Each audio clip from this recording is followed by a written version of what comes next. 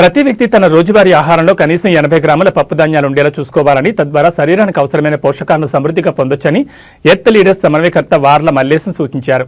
ప్రపంచ పప్పు ధాన్యాల సంరక్షణ దినోత్సవం పురస్కరించుకుని మంగళవారం నారాయణపేట జిల్లా మీర్చాపూర్ జిల్లా పరిషత్ ఉన్నత పాఠశాలలో ఎర్త్ క్లబ్ ఆధ్వర్యంలో అవగాహన కార్యక్రమం నిర్వహించారు.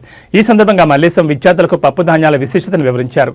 మాంస పదార్థాల కంటే పప్పు ధాన్యాల్లో ప్రోటీన్లు ఎక్కువగా ఉంటాయని, అందుకే వీటిని పేదల ప్రోటీన్ అని పిలుస్తారని తెలిపారు. పప్పు జాతి పంటలు వాతావరణంలో నత్రజనిని నేలలోకి నిలిపి ఉంచడం ద్వారా భూమిని సారవంతం చేస్తాయని, జీవ వైవిధ్యాన్ని కాపాడతాయని వివరించారు. ఈ పంటల సాగుకు తక్కువ నీరు అవసరమని, ఇవి కరువును తట్టుకోవడమే కాకుండా తక్కువ కార్బన్ ఉద్గారాలను విడుదల చేస్తూ పర్యావరణానికి మేలు చేస్తాయని అన్నారు. పంట మార్పిడి విధానంలో పప్పు పంటలు సాగు చేయడం వల్ల చిన్న రైతులకు ఆర్థికంగా మంచి లాభాలు చేకూరుతాయని పేర్కొన్నారు.